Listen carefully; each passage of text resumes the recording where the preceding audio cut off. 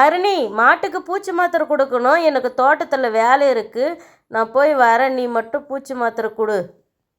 சரி, போய் வரட்டா? சரிம்மா. இவ வேற எப்பா பாரு இவகிட்டே சொல்லிட்டு போறாளே.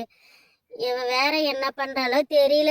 சரி கடவுளே, என்னை இவகிட்ட இருந்து காப்பாத்து கடவுளே. என்ன நம்மளுக்குலாம் வயிறு போனா பேதி மாத்திரை கொடுப்பாங்க.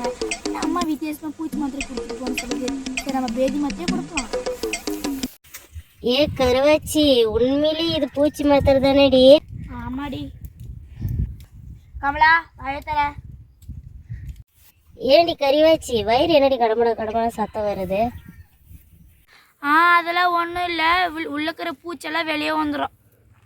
ஹரிணி, என்னடி மாத்திரை கொடுத்த? நான் சொன்ன பூச்சி மாத்திரை தாண்டி மாட்டுக்கு கொடுத்த. அம்மா, நீங்கள் எங்களுக்கு வயிற்றுல பூச்சி இருந்தால் பேதி மாத்திரை கொடுக்குறீங்களா? அதனால தான் மாட்டுக்கு பேதி மருந்து கொடுத்தேன். என்னது பேதி மாத்திரையா?